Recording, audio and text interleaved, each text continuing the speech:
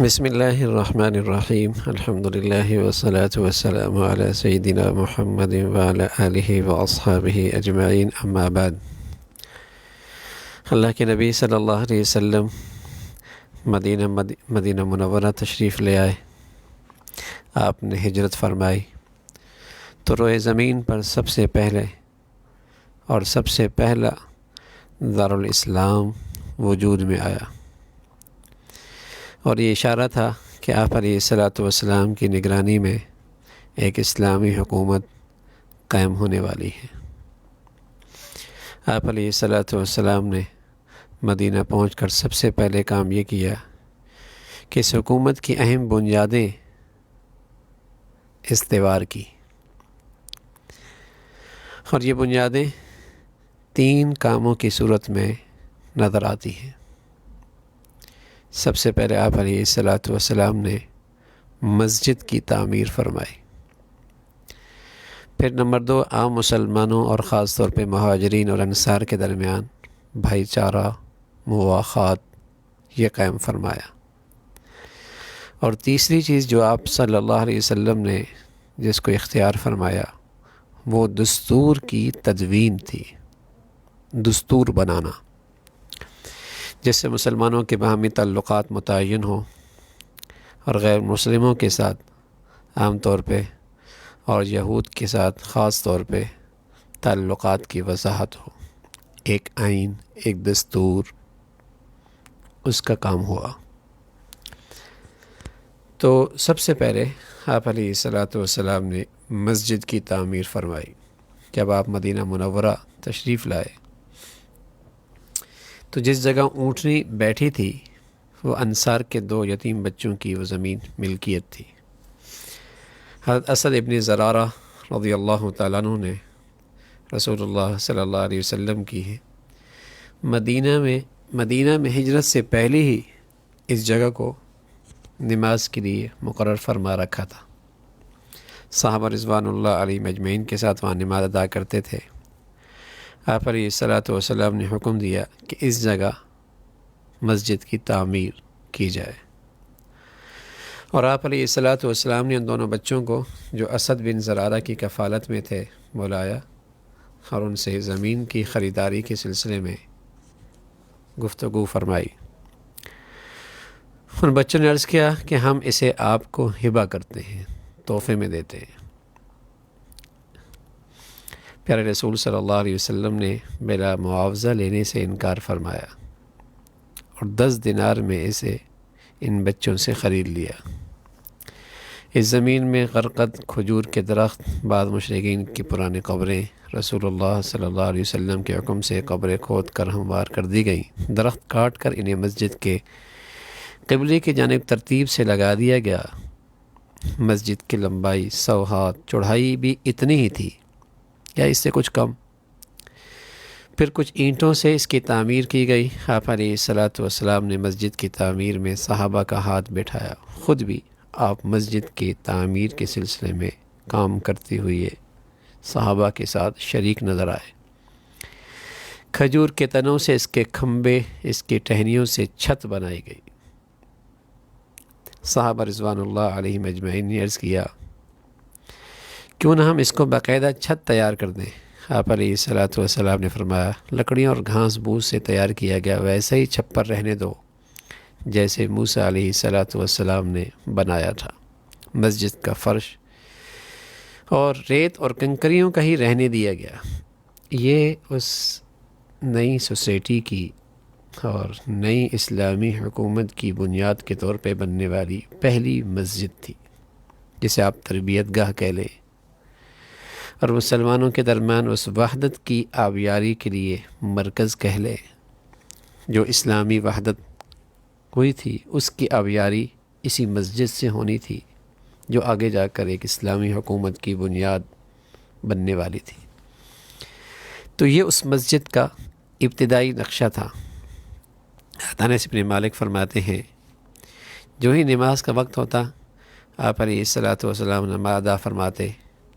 شروع میں آپ بکریوں کے ہاتھے میں نماز ادا کرتے تھے، پھر آپ نے مسجد کی تعمیر کا حکم دیا اور آپ نے قبیلہ بنو نجار کے لوگوں کو بلا بھیجا، وہ حاضر ہوئے۔ آپ نے فرمایا کہ میرے ہاتھ زمین فروخت کر دو۔ انہوں نے عرض کیا یا رسول اللہ، ہم اس کی قیمت نہیں لیں گے، ہم تو اللہ سے اس کے اجر کے طالب ہیں۔ انس فرماتے ہیں زمین کا جو حال تھا وہ میں بتاتا ہوں۔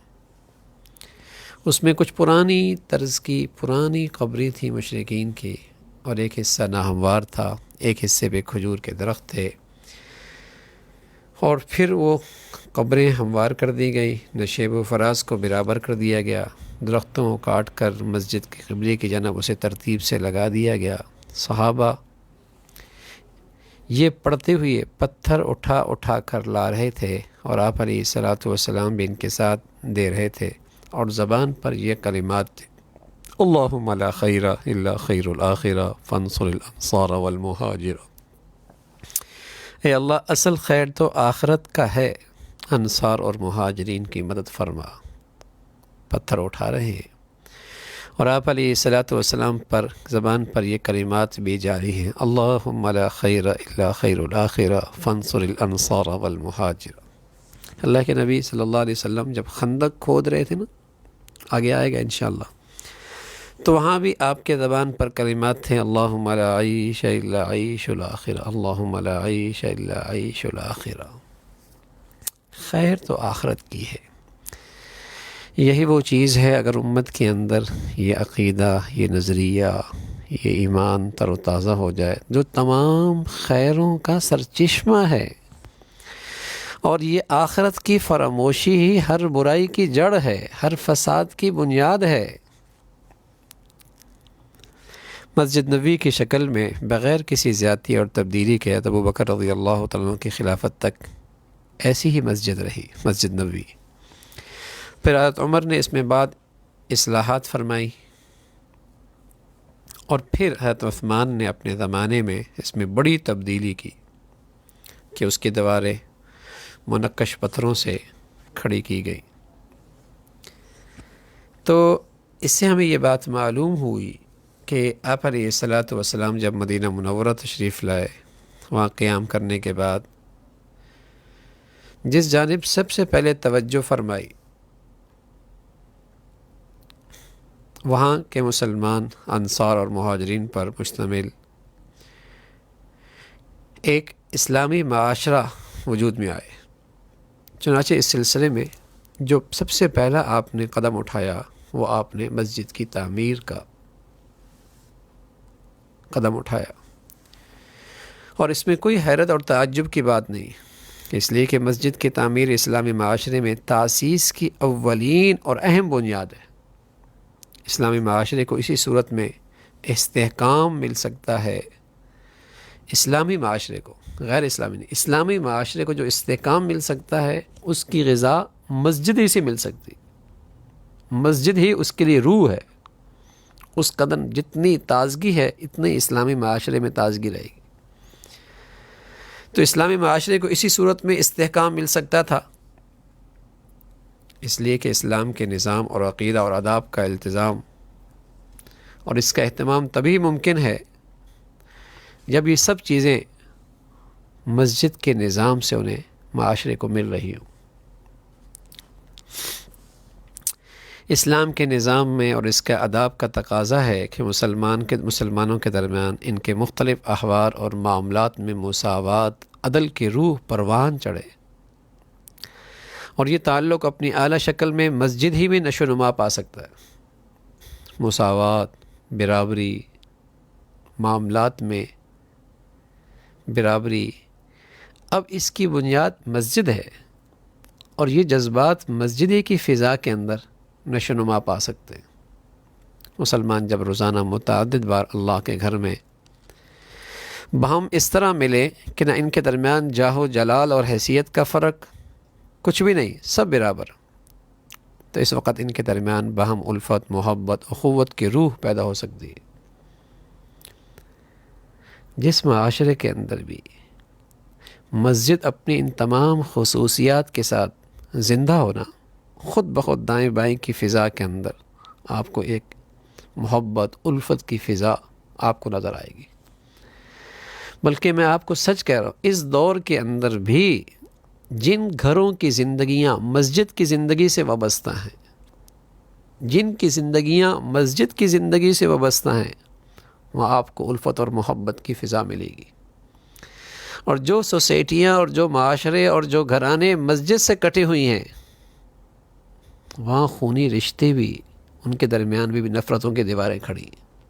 باہمی اعتماد، باہمی الفت اور محبت، یہ سارے رشتوں کی مٹھاس اس معاشرے سے ختم ہو چکی ہے، ان گھروں سے یہ الفت اور محبت کی فضا اٹھ چکی ہے۔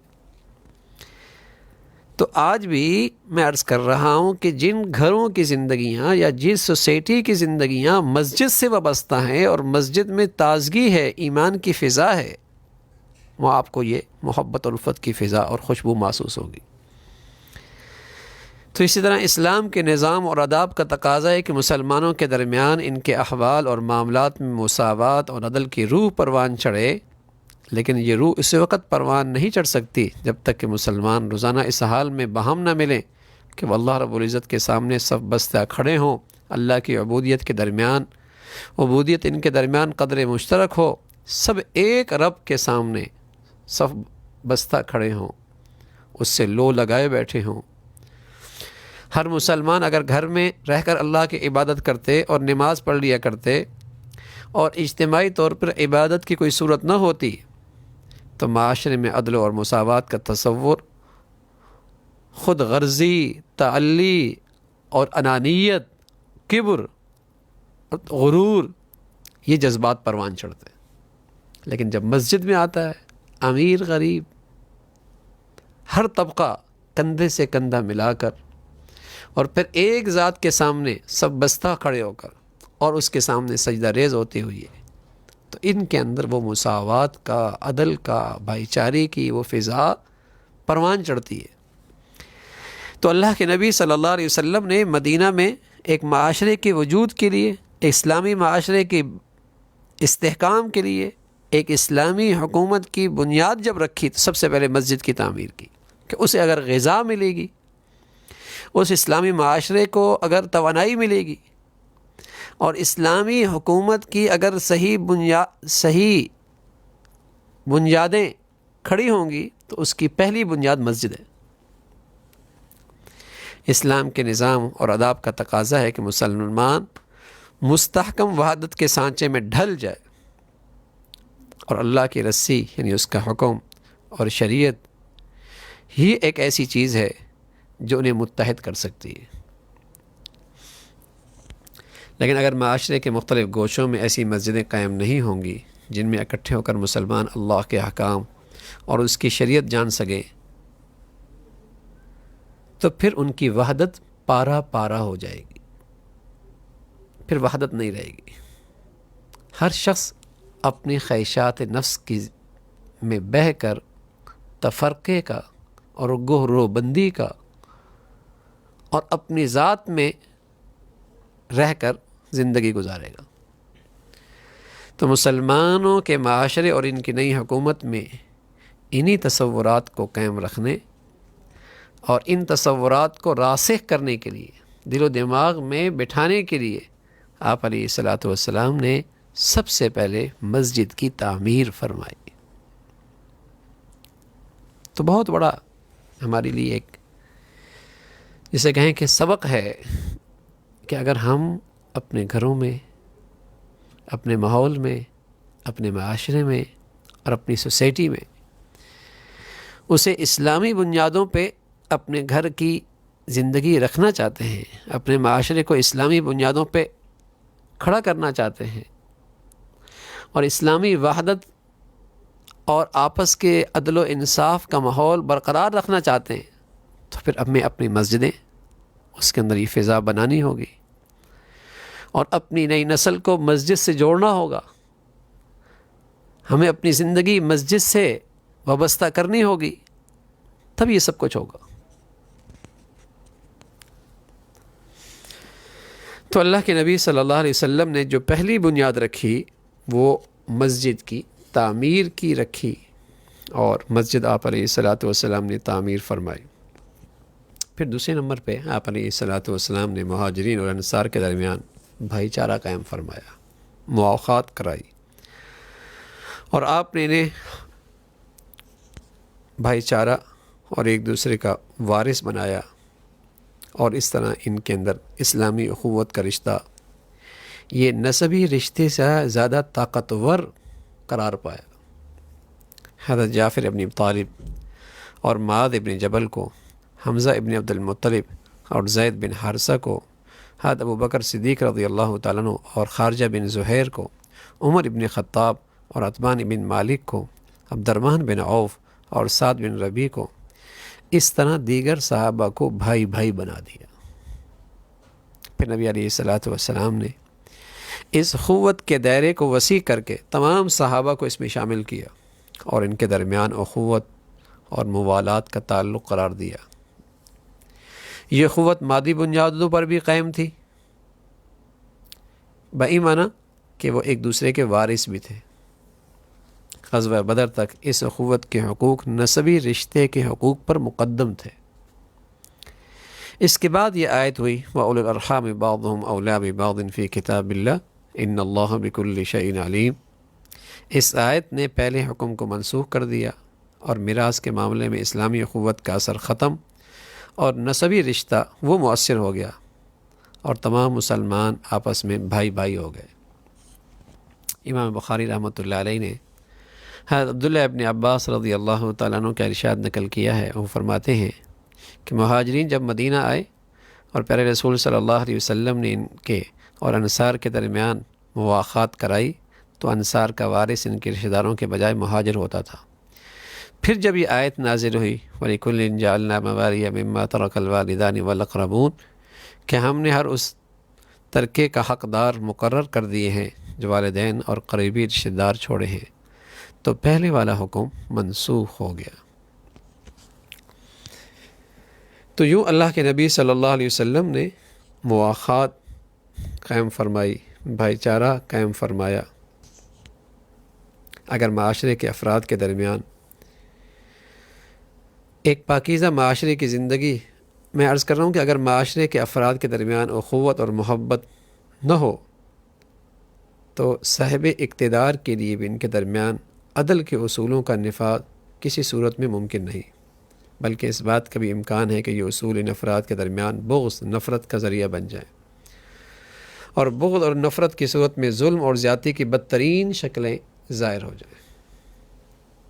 تو جہاں عدل و انصاف صاحب اقتدار کی ذمہ داری ہے، وہاں اس کے لیے زمین بھی سازگار ہونی چاہیے کہ وہاں آپس سے اندر محبت، بھائی چارہ، یہ فضا بھی ہونا ضروری ہے جو اللہ کے نبی صلی اللہ علیہ وسلم نے مہاجرین اور انصار کے درمیان قائم فرمائی، اور پھر ایک بے مثال معاشرہ وجود میں آیا، اور اس عدل کے اصولوں نے بعد میں ترقی کر کے لازمی شرعی احکام اور قوانین کی شکل اختیار کر لی۔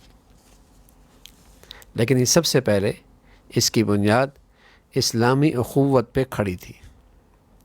اگر یہ عظیم اخوت نہ ہوتی تو خود اسلامی عقیدے کی حقیقت، جو اسلامی عقیدے کی حقیقت پر وجود میں آئی تھی، تو اسلامی معاشرے کو تقویت پہنچانے اور اس کی بنیادوں کو مستحکم کرنے میں ان اصولوں کا کوئی عملی اور مثبت اثر نہ ہوتا۔ تو اللہ کے نبی صلی اللہ علیہ وسلم نے مدینہ میں آنے کے بعد جو دوسرا کام کیا وہ اسلام کی بنیاد پر، ایمان کی بنیاد پر بھائی چارہ اور اسلامی بھائی چارہ کو آپ نے قائم فرمایا۔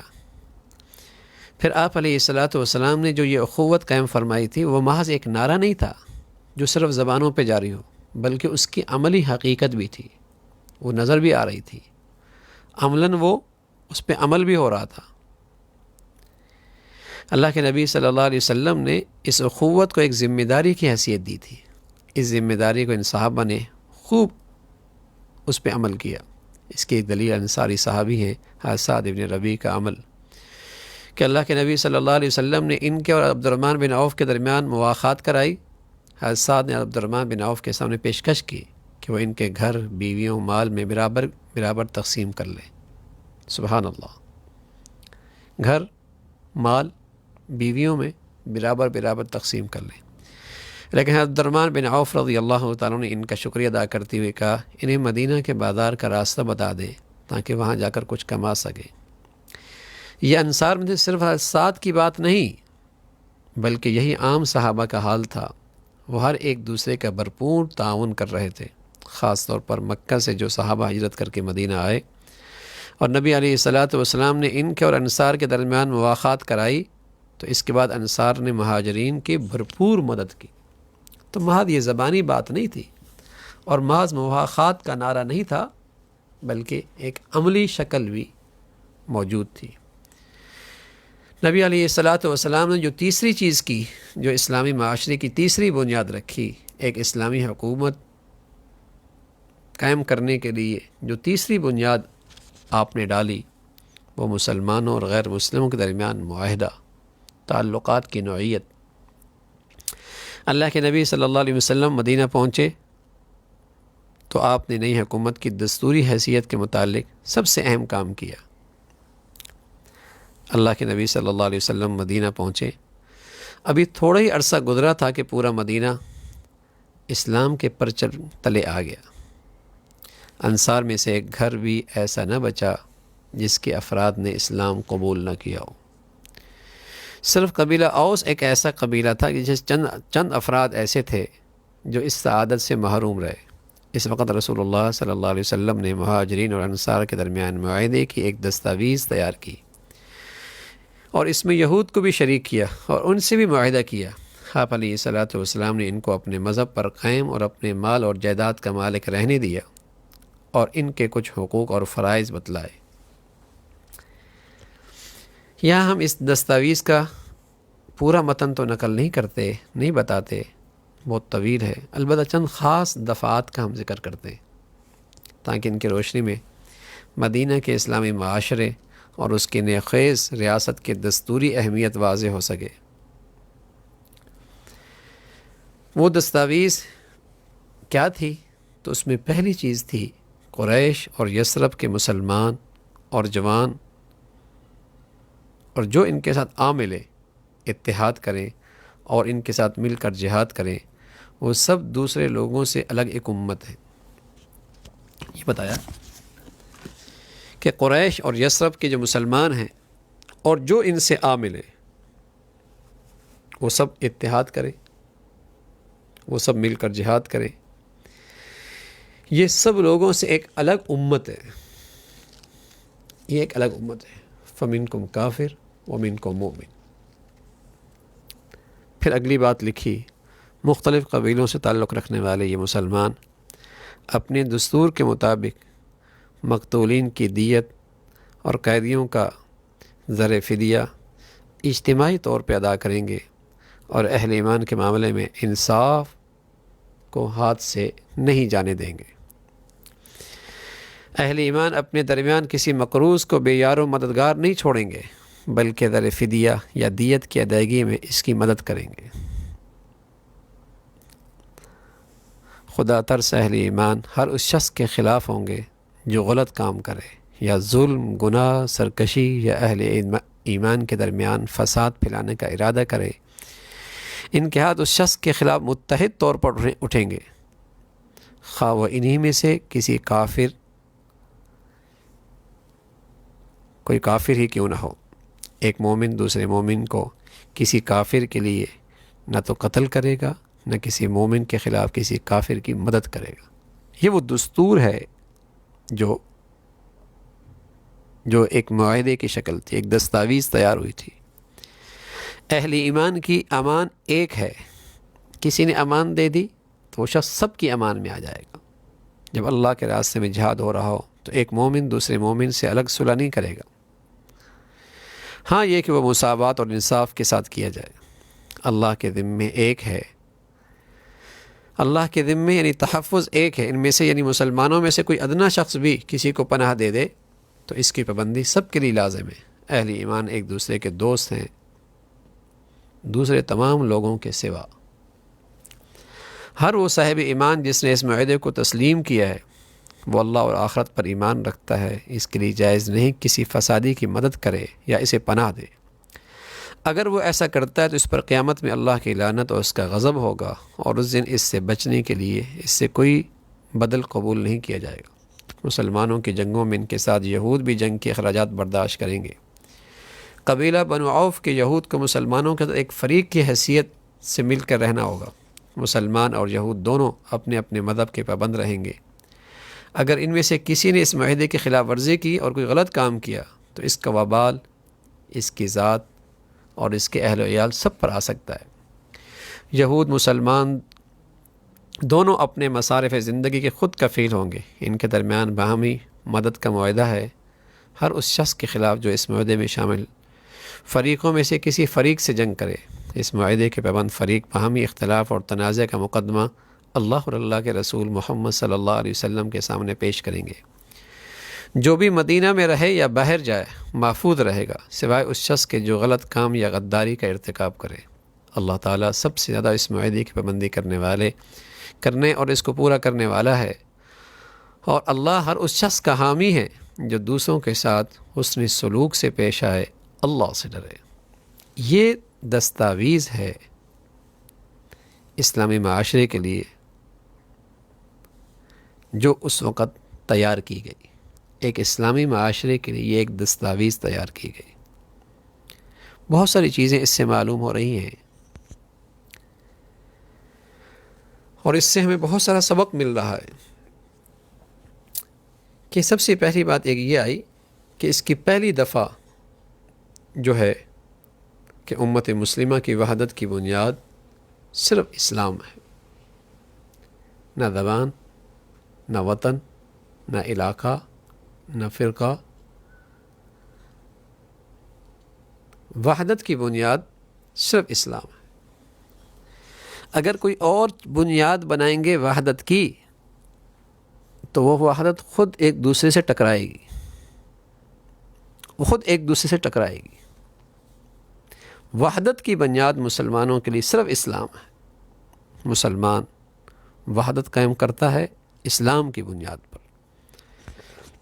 صرف اسلام ہی مسلمانوں کا شیرازہ یکجا کر سکتا ہے، اور یہ بات بدقسمتی سے اہل باطل خوب جانتے ہیں کہ اگر مسلمانوں کا اتحاد اور اس کی وحدت کو پارا کرنا ہے تو ان کا اسلام کمزور کر دو، انہیں اسلام سے دور کر دو، ان کی زندگی سے اسلام کا جوہر نکال دو، یہ خود بخود یہ بکھرتے چلے جائیں گے۔ ان کی طاقت، ان کی قوت خود بہت نیست و نابود ہونے لگے گی۔ تو اللہ کے نبی صلی اللہ علیہ وسلم نے جو دستاویز تیار کی، اس میں ایک سبق دیا کہ اسلام ہی مسلمانوں کا شیرازہ یکجا رکھ سکتا ہے اور انہیں ایک امت بنا سکتا ہے، اور یہ کہ ان کے درمیان پائے جانے والے تمام امتیازات، رنگ کے، نسل کے، علاقے کے، قبیلے کے، یہ سارے کے سارے امتیازات اسی وحدت کے دائرے میں آ کے ختم ہو سکتے ہیں۔ یہ بات حضرت صلی اللہ علیہ وسلم کے اس ارشاد گرامی سے خود سمجھ میں آ سکتی ہے کہ آپ نے فرمایا قریش اور یثرب کے مسلمان اور جوان، قریش اور یثرب کے جو مسلمان ہیں اور جو ان کے ساتھ ملے، اتحاد کرے اور ان کے ساتھ مل کر جہاد کریں، وہ سب ایک دوسرے سے الگ ایک امت ہے۔ یہ پہلی بنیاد ہے جو ایک مستحکم اور پاکیزہ اسلامی معاشرے کے قیام کے لیے ضروری ہے۔ ایک اسلامی معاشرہ بنانا ہے، ایک اسلامی حکومت بنانی ہے، تو اس کے لیے پہلی بنیاد کیا ہے؟ وہاں اسلام کی بنیاد پر ایک وحدت قائم کریں، اتحاد قائم کریں، اسلامی بھائی چارہ قائم کریں، اسلامی محبت اور الفت کی فضا بنائیں، اسلام کی بنیاد پر۔ یہ وہ بنیاد ہے۔ دوسری بات یہ معلوم ہوئی کہ اسلامی معاشرے کی ایک اہم خصوصیت یہ ہے کہ مسلمانوں کے درمیان کفالت باہمی اور اتحاد اور اتفاق کا اظہار اعلیٰ ترین شکل میں ہوتا ہے۔ وہ سب ایک دوسرے کے دنیاوی اور اخروی معاملات میں ذمہ دار ہوتے ہیں۔ وہ مسلمان کو بے یار و مددگار نہیں چھوڑتا۔ اسلامی معاشرہ کسی مسلمان کو بے یار و مددگار نہیں چھوڑتا۔ اگر وہ مقروض ہے، اگر وہ ضرورت مند ہے، اگر وہ محتاج ہے، اگر وہ تکلیف میں ہے، تو دیگر مسلمان اس تکلیف کو اپنی تکلیف سمجھتے ہیں اور اس کی مدد اور نصرت اپنا دینی فریضہ سمجھتے ہیں۔ وہ سب ایک دوسرے کے دنیاوی اور اخروی معاملات میں ذمہ دار ہوتے ہیں۔ اسلامی شریعت کے عام احکام اس ذمہ داری کی بنیاد پر قائم ہیں اور مسلمانوں کے درمیان کفالت باہمی اتحاد و اتفاق کے اصول کو نافذ کرنے کے والے طریقوں کو نشاندہی کرتے ہیں۔ یعنی مسلمان معاشرے کے اندر ایک اہم بنیاد ہے اور ایک اہم دفعہ ہے کہ وہاں ہر شخص ایک دوسرے کا کفالت کا ذمہ دار ہے اور ایک دوسرے کی ضرورت کا ذمہ دار ہے، ایک دوسرے کی تکلیف دور کرنے کا ذمہ دار ہے۔ اور پھر اسلامی معاشرے کے اندر ایک دفعہ یہ بھی لکھی گئی کہ مساوات ہے، برابری ہے، وہاں رشتہ ایک دوسرے کا احترام کا ہے، احترام کا رشتہ ہے۔ یہاں جو ہم نے آپ کے سامنے دفعات ذکر کی تو اس میں 7ویں دفعہ یہی ہے کہ مسلمانوں کے درمیان مساوات کا کتنا لحاظ رکھا گیا ہے۔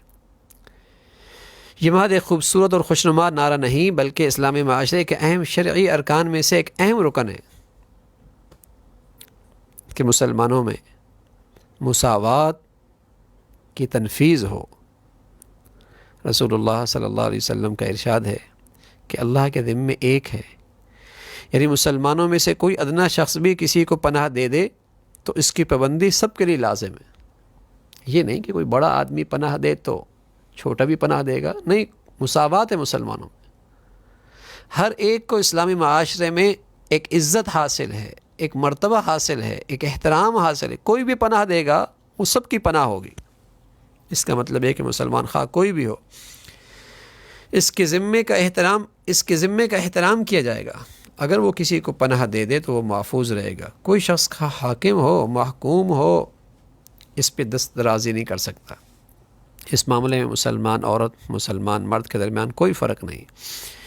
کوئی بھی مسلمان عورت کسی کو پناہ دے دے، کوئی دوسرا شخص اس پر کوئی زیادتی نہیں کر سکتا، خواہ وہ کتنی بلند مرتبہ اور اعلیٰ مقام کا مالک ہو۔ اس پر تمام علماء اور ساری امت پر اس پر اتفاق ہے۔ ام ہانی بنت ابی طالب فتح مکہ کے موقع پر رسول اللہ صلی اللہ علیہ وسلم کی خدمت میں حاضر ہوئی اور عرض کیا، اے اللہ کے رسول، میرے بھائی علی کہتے ہیں کہ وہ اس شخص کو قتل کرے رہیں گے جسے میں نے پناہ دی ہے، فلاں بن حبیرہ۔ رسول اللہ صلی اللہ علیہ وسلم نے فرمایا، ام ہانی، جسے تم نے پناہ دی اسے ہم نے بھی پناہ دے دی۔ اس واقعے پہ غور کریں تو واضح ہو جائے گا کہ اسلام کے زیر سایہ عورت کو کتنا بلند مقام حاصل ہے اور اسلام میں مرد عورت میں کیسی مساوات ہے اور اس کا کتنا لحاظ ہے۔ اور وہ یہ ہے کہ جس طرح ایک سے مرد کی طرح تمام انسانی اور معاشرتی حقوق حاصل ہیں، اسی طرح عورت کو بھی تمام انسانی اور معاشرتی حقوق حاصل ہیں۔ البتہ یہاں اس فرق کو ملحوظ رکھنا ضروری ہے، جو اسلامی شریعت میں پائی جانے والی دلکش انسانی مساوات اور اس کے روایتی مظاہرے، جس کا آج جدید تہذیب نعرہ لگاتی ہے، درمیان واضح فرق محسوس ہوگا کہ اسلامی شریعت کی مساوات صحیح انسانی فطرت پر قائم ہے۔ اسلام نے جو مرد عورت کے درمیان مساوات کے اصول بتائے ہیں وہ صحیح انسانی فطرت پر ہیں، اور اس کا فیض تمام مسلمانوں کو حاصل ہے، خواہ وہ عورتیں ہوں، مرد ہوں، افراد ہوں، جماعتیں ہوں، جبکہ تہذیب جدید میں خالص حیوانی جذبات ہیں، اور ان کے پس پردہ مقصد صرف یہ ہے کہ عورت کو وسیع پیمانے پر مرد کے لیے دل لگی تفریح کے سامان کی حیثیت دی جائے، بس۔ تو اسلام میں جو مساوات کے اصول ہیں وہ انسانی فطرت کی بنیاد پر ہیں، اور نئی تہذیب آج جس مساوات کی بات کر رہی ہے وہ حیوانی جذبات کو پورا کرنے کے لیے، حیوانی جذبات کو پورا کرنے کے لیے۔ یہ ایک بڑا فرق ہے۔ اور ایک بات یہ معلوم ہوئی کہ مسلمانوں کے لیے کسی قانون سے رجوع کرنا جائز نہیں۔ اگر آپس میں کس رائے میں اختلاف ہوا، یہ جو قانون کی شقیں ہم نے آپ کے سامنے عرض کر دیں، اس میں ایک بات یہ بات بھی تھی کہ اگر آپس میں باہمی کوئی نزاع اور کوئی اختلاف کوئی معاملے میں پیش آ جائے تو رجوع کہاں کریں گے؟ اللہ کی شریعت کی طرف اور اس کے حکم کی طرف، اللہ کی کتاب کی طرف، رسول اللہ صلی اللہ علیہ وسلم کی سنت کی طرف۔ اس کے علاوہ کسی اور طرف رجوع کرنا جائز نہیں ہے۔ اگر وہ اپنے مسائل کا حل اس چشمے سے ہٹ کر کہیں اور تلاش کرے گا تو گنہگار ہوگا، اور دنیا میں بدبختی اور بدنصیبی ہوگی، اور آخرت میں اللہ کے عذاب کا مستحق بنے گا۔ تو مسلمانوں کے لیے یہ بھی ضروری ہے کہ اپنے باہمی اختلاف میں اور اپنے باہمی نزاعات میں وہ اگر رجوع کرے تو اللہ اور اللہ کے رسول کی قانون اور شریعت سے رجوع کرے۔ تو یہ چند باتیں آج ہم نے رسول اللہ صلی اللہ علیہ وسلم کی سیرت کے متعلق آپ کی خدمت میں عرض کی۔ اللہ رب العزت اپنی نبی کے ان مبارک تذکروں سے ہمیں اپنی نبی کی سچی محبت اور کامل اتباع نصیب فرما دے۔ سبحانک اللہم و بحمدک، نشہد ان لا الہ الا اللہ، نستغفرک و نتوب الیک۔